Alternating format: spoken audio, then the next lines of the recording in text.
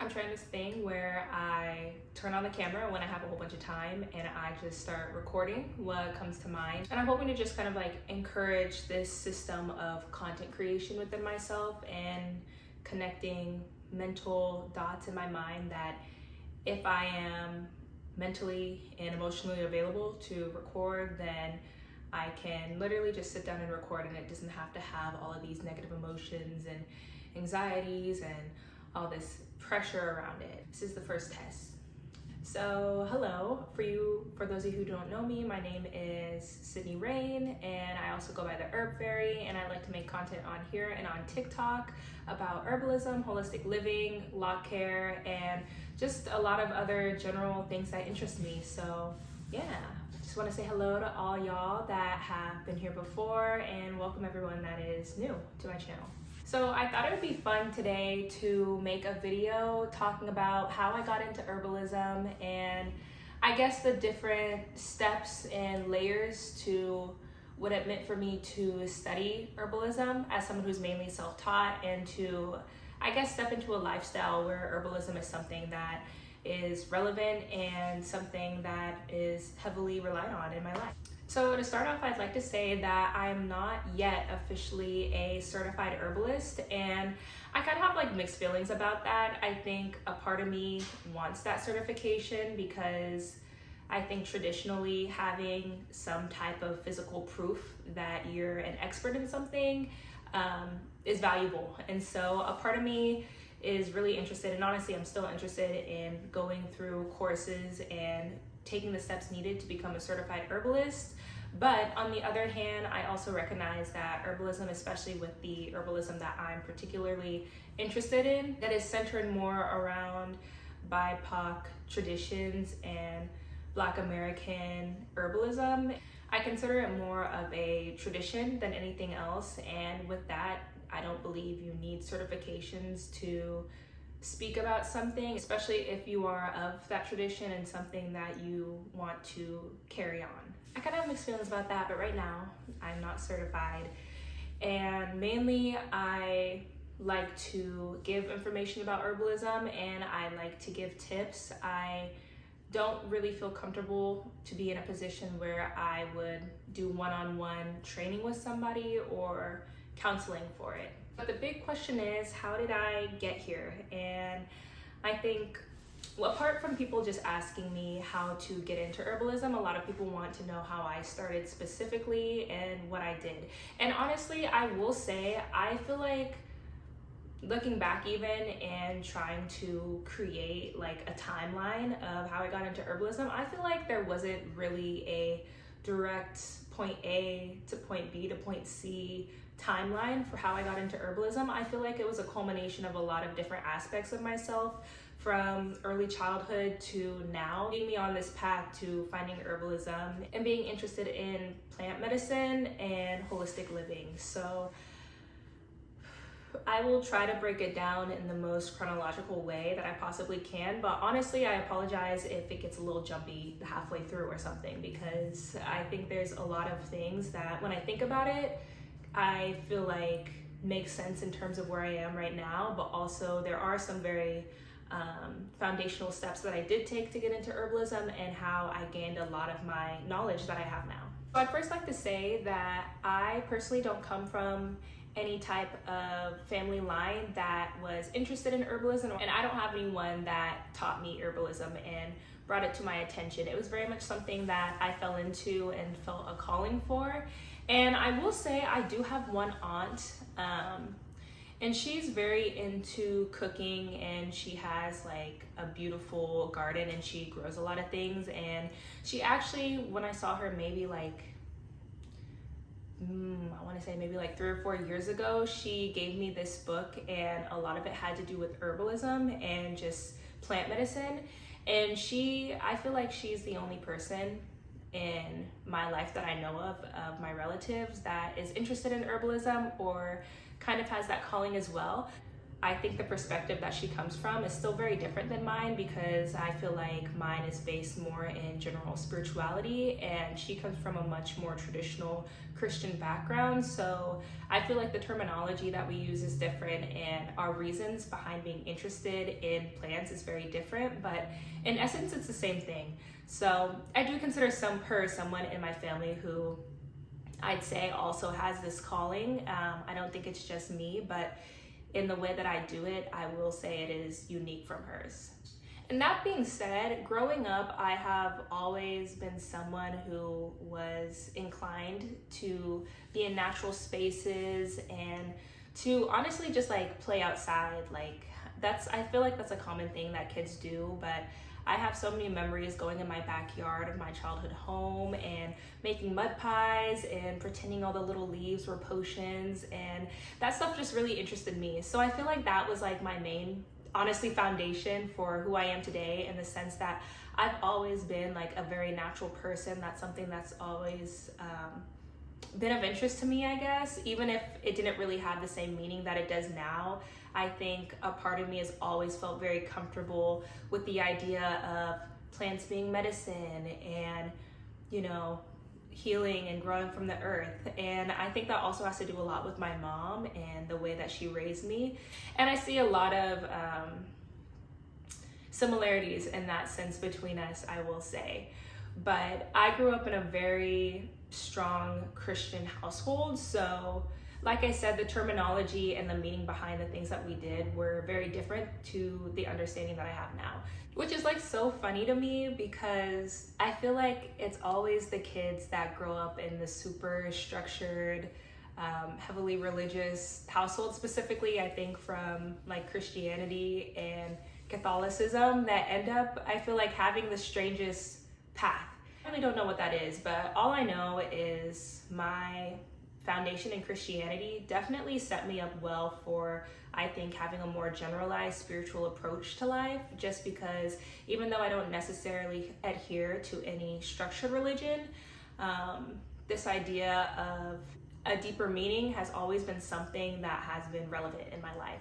So I feel like taking that with me, as I got older, I started to question more, and my mind was open in ways that I guess I wouldn't have necessarily been open to if it weren't for a lot of different people in my life. And I think that's what led me on a general spiritual journey. And through that spiritual journey is where I feel like I found more of a calling towards herbalism and towards holistic healing. So to try and start to form a timeline, I was in college from 2017 to 2021. And during my college career, I studied microbiology until transferring to San Francisco State, where I picked up a minor in ethnic studies. And this is relevant, honestly, because I feel like with my background in science, I had this very sterile approach to health, and it was a very westernized approach to medicine and understanding how the world worked.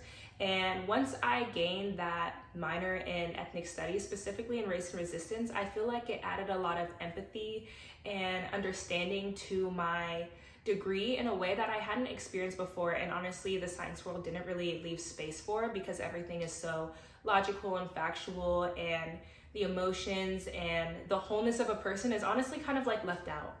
And I think there's a lot of amazing work being done right now to change that and to shift the narrative. I made myself some spanakopita. So honestly, I don't know why I chose this to eat right now. I'm probably gonna end up with spinach in my teeth for the rest of the video, but I'm hungry, so we're gonna multitask. But as I was saying, I feel like there's a lot of research and studies going on that are really shifting that narrative in ways that I didn't see reflected at all in my curriculum when I was in school. But I feel like having those two aspects of like the empathy and then the logical sides of my degree kind of coming together kind of left me in the space of holistic wellness.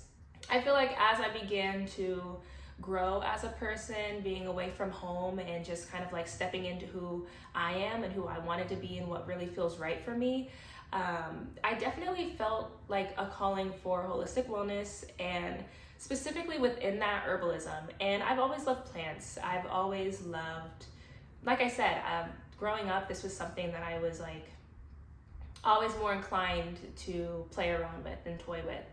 I don't even know like what happened for herbalism to be a thing in my life. Like maybe one day I was like looking up a natural solution to something, or maybe one day I came across an herb. I could not tell you, because honestly, even before this, I barely even drank tea. Honestly, once I decided that herbalism was something that I was really interested in, I think I just started reading a lot. That's definitely where it started. Oh, I just remembered something very important. The first herb that I was ever introduced to that really caught my eye in the way that herbalism catches my eye is maca root. And let me tell you, this all started with a friend that I had from high school, and we went over to her friend's house, and her friend was taking maca root because she was really small and she wanted to gain healthy weight. So her friend was telling her about maca root, and my friend told me about maca root, and I thought that was really interesting because I've always been like a string bean. I've always been a string bean. So I was like, oh, like I want to gain some healthy weight. So I started looking into maca root. That's what it was. That's what it was. Yeah. That was like 2017. That was like 2017, I will say. So 2017, around 2017 is when I was introduced to maca root. And because of that, I started researching herbs for the purpose of health and wellness, I guess you can say. Let's talk about maca root for a second. Maca root is an adaptogen, which means that apart from supplying immune support, it's also great at a couple other things, specifically regulating cortisol and hormonal balancing. Maca root has been used for healthy weight gain and also reducing stress, just because hormone fluctuations can affect our weight as well as affecting our body. So people have been using maca root, and I personally use maca root to help with healthy weight gain as well as help with stress and hormone regulation. And I will say I haven't been taking maca root, but I took it for the longest time. I took maca root daily, and it was something that I also almost exclusively took when I was exercising more consistently as well, just because I feel like if you want to see the benefits of maca root, one, you have to be a little more conscious about the things that you're eating, because obviously that's going to impact your body and the weight that you're gaining, as well as exercise, because you want to be supporting maca root and these herbs with healthy habits. And that's one thing too that I wish I could allude more to people, is that herbalism is great by itself, but honestly you need to have the lifestyle to support herbalism and using herbs if you really want to see those effects, because herbs are not medication, they're not pills, they're not super strong, but with consistency you will see a difference over time. But if you're doing things that contradict the purpose of your herbs and they contradict your goals, then you're not going to see it. So that can make it tricky for someone who wants to see change but doesn't necessarily have systems in place that will allow them to see that change. Yes, that was the beginning, I will say, like a very subtle, low-key beginning of my herbal journey. Because once I learned about maca root, I think I just started looking up herbalism overall, because that was honestly like the first time that it really clicked in my mind that you can take an herb to change something about yourself, which I guess sounds kind of silly, but like I said, I don't really come from a family where like herbalism is a thing. Like, of course, if there's a natural solution to something, my parents would definitely opt into that versus just like over-the-counter medication. But overall, we kind of just relied on Western medicine to get by, or nothing at all, honestly. So let's just say since 2017, I've had a very generalized interest in herbalism and herbs, but I didn't really do anything with it. And honestly, I think it was just like maca root for the longest time that I focused on. I didn't really expand into anything else, I think, until a little later when I did go to San Francisco State and I was enrolled in all of my classes, and I felt a stronger pull towards holistic wellness and honestly like the health of my community, because that's also a very strong basis for why I talk about the herbs that I talk about and why I talk about womb wellness and specifically like reproductive wellness, just because I think in my life and looking at the people in my life and people I've spoken to, I feel like there's always been a very strong generalized fear of doctors in Western medicine when it comes to my Black friends and the people in my community of color.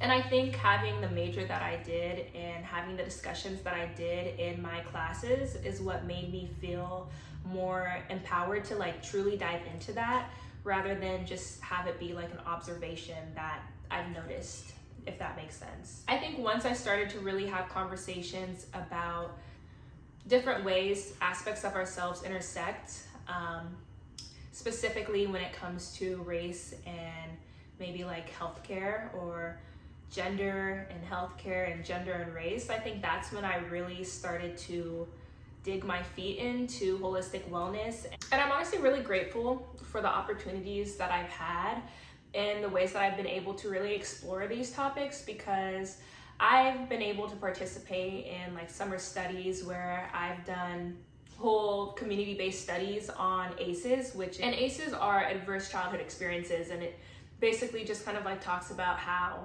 the things in our childhood impact our long-term health. And through that, a lot of times there's a lot of racial trauma as well that leads to long-term health issues. So I feel like I've just been put into a lot of positions where I've been able to explore these concepts and to really dig into them, and I feel like I didn't have to like stick my neck out to find out information and to make it relevant in my life. So I feel like I'm really grateful for that. And I think that's another reason why I was why I was able to sort of like shift into herbalism and holistic wellness so easily. And I think it's just because I've been able to be in the right spaces to allow these conversations to happen. So I want to say it was probably 2018 to 2019 where I took my first course, I guess, in terms of herbalism. And I took it through the Center of Excellence, which is a online e-course platform that my dad had introduced me to because he'd taken a couple classes on it. So I went on there and I saw that they had an herbalism course, and that, I guess you can mark that as like the beginning of seriously being interested in herbalism, because that was the first time I put money down. So we're gonna start, that's another marker right there in the little timeline. So I took this course, and that's where I gained a lot of my foundational information on herbalism. And that's where I was able to connect all of the articles and the books and the research that I had personally done with like actual studies and teachings. And it was really great, honestly, but I would say I wouldn't recommend it to most people just because it was a very Eurocentric version of herbalism, and they like lightly skimmed over African herbalism and Kemetic herbalism, and it was really just based off of Chinese traditional medicine and Ayurveda, which is not bad because those are also two very strong, rich cultures. So it was really nice learning about those things, but I personally have an interest in Kemetic and Afrocentric herbalism and African American herbalism. So I think the information was great, and when it came to a lot of the more scientific aspects of herbalism, it was definitely useful, but it just wasn't from the cultural perspective that I personally wanted to learn from. Once I took that course, that's kind of when I started to form the idea of wanting to have my own apothecary and to, I guess, narrow down and specify the information that I was receiving in a way that reflected my community. So that's when I started buying books that had to do more with African American herbalism, and specifically reproductive health, because that was something that I really care about. But I feel like that's when I started to gain my own voice in herbalism, and it wasn't just me learning about herbalism and kind of just taking in all of the information. And if you're interested in any of the books that I currently have on herbalism, I will link them up top somewhere, because I already have a video where I talk about my favorite books on herbalism and why I love them.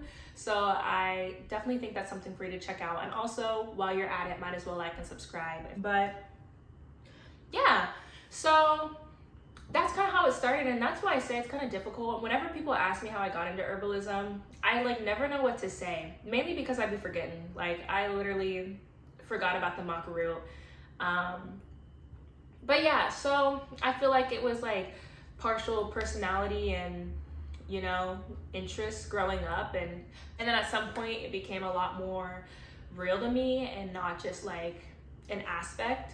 So yeah, after that I kind of just did like a deep dive. Like I said, this whole herbal journey is like parallel to my spiritual journey, and the things that I was learning, the things that I had been learning on that journey as well. And so I feel like the two are definitely intertwined and they go hand in hand. And I would like to say too, I am not 100% against Western medicine, and I do recognize that we all exist on a spectrum of disability and ability, and so there's a lot of reasons why herbalism may not work for you, and there's a lot of reasons why it may. And so I never want to place herbalism on a pedestal, in the sense that it's my way or the highway, or if you believe in Western medicine, you're doing the wrong thing for yourself. If you rely on Western medicine, then you're the problem, because there's a lot of reasons why you need modern science, and we need modern science. But there's also a lot of reasons to look into herbalism and see if that works for you. I just want it to be an option for people who maybe feel stuck in their current position, or people who are just like genuinely curious. So I don't want the space to feel ableist, in the sense that I think this is the only thing that's possible and should be what you're looking into. I think this is like a very open community, and you're free to come and go as you will and as you want, and to gain or to drop anything that you would like to. So yeah, and that's why I'm doing this. I just want it to be something that at least people feel like they've been in touch with, whether or not it sticks. And so that's why I started my business, and that's also why I started posting on social media, because the internet is huge and there's a lot of bullshit on the internet. There's a lot of crap on the internet, and honestly, I can never even promise that I'm not going to say some bullshit or some crap, because sometimes you just don't know what you don't know. But I do want this to be a space where you feel like you could trust the information that I say, and I know I have a responsibility to speak up if I realize I've done something that's wrong, or to, you know, share what I feel like is founded in something that is credible. So yeah. And I will say, for me, herbalism has been a lot of experimenting and trying out new things, and giving a due process and patience to see if there's long-term stability. So it's definitely not the easiest and the quickest way to heal yourself, but I do know that I've gained a lot of personal knowledge, and overall I've just grown a lot since starting this journey. And honestly, I've never been as self-aware as I have been, I guess, ever since starting this herbal journey. And I will say it's also too because it's also paralleled with my spiritual journey. But yeah, I've just gained a lot of self-awareness and self-love and respect from this journey. And I think that's another reason why I like talking about herbalism, just because it does require you to pay attention to yourself and to sit with yourself and really feel how you're feeling, and to notice different things that are happening within yourself. And I think that's great. And whether or not you're a spiritual person, I think that's something that's important as a conscious human being. So yeah, I guess that's how I got into herbalism.